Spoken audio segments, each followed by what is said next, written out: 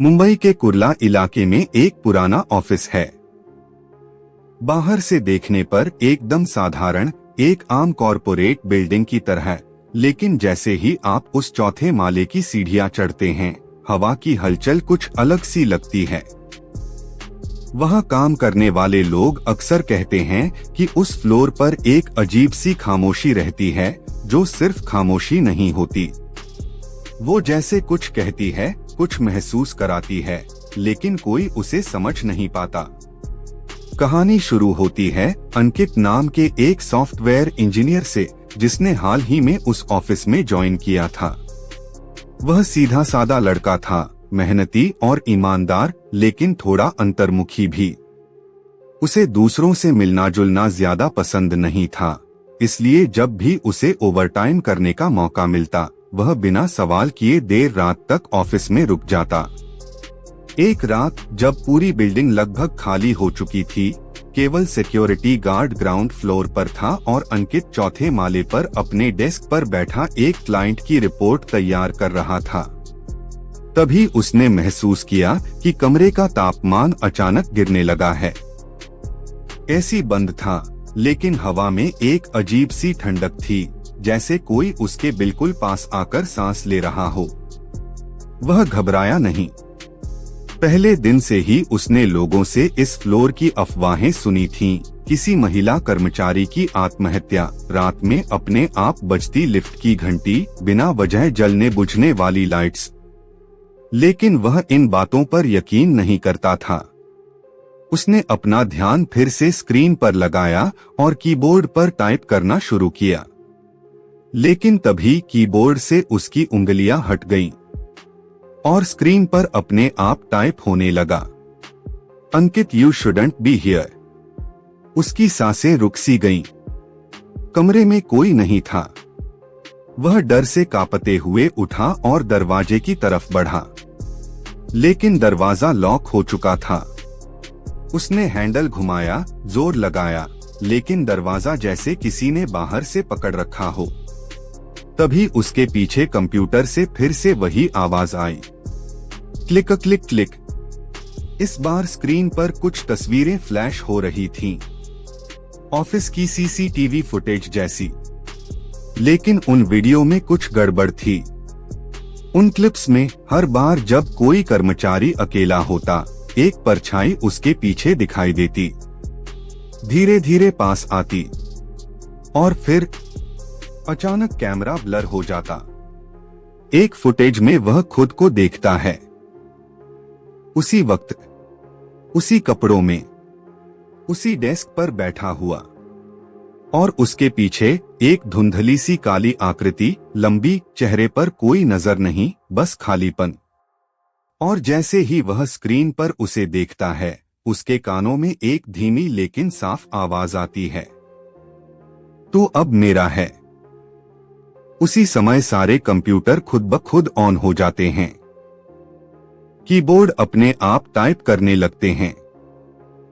पूरे कमरे में एक डरावनी गूंज फैलने लगती है, मानो पूरा ऑफिस किसी और की गिरफ्त में हो।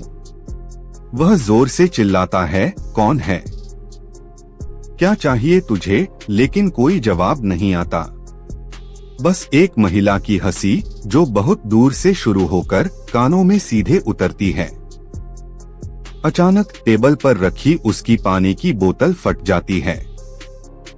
शीशे की बोतल नहीं थी, लेकिन जैसे किसी अदृश्य ताकत ने उसे निचोड़ दिया हो। फ्लोर पर सारी लाइट्स बंद हो जाती हैं। केवल एक लाल बत्ती कंप्यूटर स्क्रीन से निकल रही होती है, जिस पर अब लिखा होता है, ICU।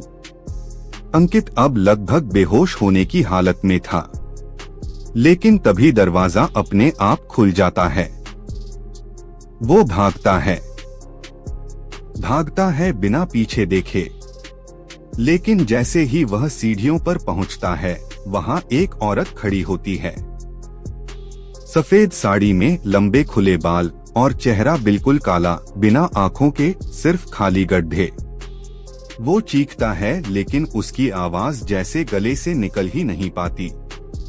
वह उस औरत को पार करके नीचे दौड़ने की कोशिश करता है, लेकिन उसका पैर जैसे किसी अदृश्य रस्सी में फंस जाता है। वह गिरता है और फिर अगली सुबह ऑफिस का गार्ड उसे बेसमेंट में बेहोश पाता है। लेकिन अजीब बात ये थी, उस रात बेसमेंट का गेट बंद था, कोई अंदर गया ही नहीं था। जब सीसीटीवी फुटेज चेक किया गया, वहां अंकित कभी चौथे फ्लोर पर गया ही नहीं। लेकिन अंकित को सब याद था, उसने सब महसूस किया था। और सबसे अजीब बात, उसके लैपटॉप में एक फोल्डर बना हुआ था, डू नॉट ओपन, और उसके अंदर वही वीडियो क्लिप्स जो कभी ऑफिस में रिकॉर्ड ही नहीं हुए थे। कहानी यहीं नहीं रुकती, ये तो सिर्फ शुरुआत थी। क्या आप तैयार हैं जानने के लिए कि अगली रात क्या हुआ? क्यों इस ऑफिस में आत्माएं बसी हैं? क्या अंकित ही टारगेट था, या ये हर उस इंसान के साथ होता है जो देर रात वहां रुकता है? कहानी वहीं से आगे बढ़ती है जहां अंकित बेसमेंट में बेहोश मिला था। ऑफिस वालों ने यह मान लिया कि उसे किसी मानसिक सदमे ने जकड़ लिया है। एचआर ने उसे 1 हफ्ते की छुट्टी दे दी। लेकिन अंकित का दिमाग उस रात से बाहर ही नहीं निकल पाया। उसके सपनों में बार बार वही महिला आती, लंबी सफेद साड़ी, गड्ढेदार चेहरा, बिना आंखों के स्याह चेहरा, और वो हंसी जैसे आत्मा नहीं, कोई शाप था वो। अंकित ने तय किया कि वह सच्चाई जानकर ही मानेगा। छुट्टी के बाद ऑफिस लौटा तो उसने अपने सीनियर से चौथे फ्लोर का कैमरा एक्सेस मांगा। बहाना बनाया कि क्लाइंट डेटा क्रैश हुआ है। सीनियर ने इजाजत दे दी। जैसे ही उसने पिछले हफ्ते की रात के सीसीटीवी फुटेज प्ले किए, वहां कुछ भी नहीं था। कोई हलचल, कोई व्यक्ति, कोई परछाई, बस एक खाली, ठंडा, अंधेरा फ्लोर। लेकिन जैसे जैसे टाइमलाइन प्ले हो रही थी, सिस्टम खुद ब खुद हैंग होने लगा। स्क्रीन पर ब्लैक फ्रेम्स आने लगे और फिर अचानक स्क्रीन पर वही चेहरा चमक गया, सफेद साड़ी, लंबे बाल, अंधेरा चेहरा, और तुरंत सिस्टम क्रैश हो गया। अंकित कांप गया, लेकिन अब वो डर के आगे नहीं झुकना चाहता था। उसने रिसर्च शुरू की, कुर्ला के आसपास के पुराने अखबारों की कटिंग खोजी, और फिर जो सच सामने आया वो कहानी को और भयानक बना गया। करीब 17 साल पहले उसी फ्लोर पर एक महिला कर्मचारी ने आत्महत्या की थी। नाम था शीतल। शांत स्वभाव की, मेहनती, लेकिन ऑफिस के ही एक सीनियर ने उसका शोषण किया, और जब उसने आवाज उठाई तो उसे मानसिक रोगी साबित कर ऑफिस से निकाल दिया गया। कुछ दिनों बाद उसने उसी ऑफिस की छत से कूदकर जान दे दी थी। मरने से पहले उसने एक मेल भेजा था जिसमें लिखा था, जिस ऑफिस ने मेरी आत्मा को कुचला, अब मैं वहीं रहूंगी हमेशा। अंकित अब डरा हुआ नहीं था, बल्कि टूट चुका था। लेकिन उसके मन में एक जिद थी, वह जानना चाहता था कि क्या शीतल की आत्मा अब भी वहीं है, और अगर है तो क्यों सिर्फ उसे दिख रही है। अगली रात अंकित वापस उसी फ्लोर पर गया, बिना किसी को बताए। उसने अपना मोबाइल चार्ज किया, कैमरा ऑन किया और रिकॉर्डिंग चालू रखी। वो चाहता था कि सबूत मिले, ताकि वह साबित कर सके कि वह पागल नहीं है। कमरे में घुप अंधेरा था। उसने लाइट ऑन नहीं की, बस एक टॉर्च और फोन की स्क्रीन। अचानक पीछे से झटका लगा, जैसे किसी ने बाल खींचे हों। वह पलटा, लेकिन कोई नहीं था। तभी एक मीटिंग रूम का दरवाजा धीरे से खुला और अंदर से बहुत धीमे सुरों में एक गीत सुनाई देने लगा। वही गीत जो पुरानी हिंदी फिल्मों में मातम के वक्त बजता था। वह धीरे धीरे कमरे के पास गया। दरवाजा खुला था। अंदर सब कुछ सामान्य था, लेकिन दीवार पर एक नाम खून से लिखा था, शीतल। और फिर उसके फोन की स्क्रीन पर बिना टच किए एक मैसेज अपने आप टाइप होने लगा, क्यों आए हो दोबारा। वह घबराया लेकिन जवाब दिया, सच जानना चाहता हूँ। स्क्रीन पर जवाब आया, सच जानने की कीमत चुकानी पड़ती है। तभी पूरे फ्लोर में सारे कंप्यूटर एक साथ चालू हो गए। हर स्क्रीन पर एक ही चीज, उसने मुझे मारा, उसने मुझे मारा, उसने मुझे मारा। अंकित अब डर के मारे भागा, लेकिन जैसे ही वह लिफ्ट तक पहुंचा, दरवाजा अपने आप बंद हो गया। फ्लोर पर चारों तरफ सफेद धुंध फैलने लगी और उसी में से वो औरत निकल कर आई, धीरे धीरे चलती हुई, बिना आवाज के, लेकिन उसकी मौजूदगी इतनी भारी थी कि जैसे हवा में सांस लेना मुश्किल हो गया हो। वो अंकित की तरफ बढ़ रही थी और उसकी आंखों से खून टपक रहा था। कोई प्यूपल नहीं, बस काले गहरे गड्ढे। अंकित डर के मारे दीवार से चिपक गया, लेकिन तभी एक महिला की आवाज आई, सच जानना है तो मेरी मौत का सच जानो, मेरे हत्यारे को ढूंढो। अगले ही पल सब कुछ गायब, कंप्यूटर ऑफ, धुंध गायब, शांति। ऐसा लगा जैसे कुछ हुआ ही नहीं। लेकिन अंकित के हाथ में एक पेनड्राइव थी, जो पहले वहां नहीं थी। उस पेनड्राइव में क्या था, उसे देखकर उसकी रूह कांप गई। वहां एक रिकॉर्डिंग थी, ऑडियो फाइल, किसी आदमी की आवाज, वही जो शीतल को परेशान करता था, उसकी साजिशें, धमकियां और आखिरी वॉयस, अगर तूने किसी को बताया तो तुझे भी मरना होगा। ये सब अब अंकित के हाथ में था, लेकिन खतरा भी वहीं से शुरू हुआ, क्योंकि अब सिर्फ आत्मा नहीं, असली इंसान भी उसे खत्म करना चाहता था। कहानी यहीं खत्म नहीं होती, क्योंकि अब एक आत्मा और एक जिंदा राक्षस, दोनों ने उसे निशाने पर रखा है। क्या अंकित पुलिस तक सच्चाई पहुंचा पाएगा, या ये ऑफिस उसे भी निगल जाएगा जैसे शीतल को निगल गया था? उस रात के बाद अंकित की जिंदगी पहले जैसी नहीं रही। वो पेनड्राइव, वो आवाज, वो आत्मा, सब कुछ अब उसके साथ चलने लगे थे। वो जहां भी जाता, लगता कोई उसकी निगरानी कर रहा है। ऑफिस में, घर में, सड़क पर, हर जगह। उसने पेनड्राइव की कॉपी बनाई, एक लॉकर में रख दी और एक कॉपी पुलिस को देने की ठानी। लेकिन अगले ही दिन वो पुलिस स्टेशन बंद मिला। कारण, अंदर आग लग गई थी, सब फाइलें जल चुकी थीं। जैसे ही अंकित को ये पता चला, उसके पैरों तले जमीन खिसक गई। क्या ये महज संयोग था, या कोई ये नहीं चाहता था कि वो सच बाहर लाए?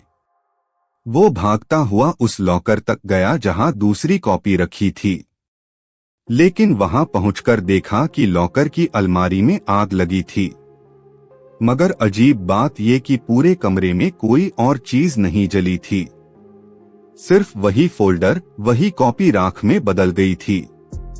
अब अंकित के पास कोई सबूत नहीं था, लेकिन उसकी आंखों में जो देखा था, उसका डर और दर्द अभी भी जिंदा था। इसी बीच ऑफिस में और भी घटनाएं घटने लगी। एक जूनियर को लिफ्ट में किसी औरत के रोने की आवाजें आने लगी। एक लड़की ने कहा कि उसे हर दिन अपने लैपटॉप स्क्रीन पर एक चेहरा दिखता है, सफेद साड़ी में महिला, जिसके मुंह से खून निकलता है।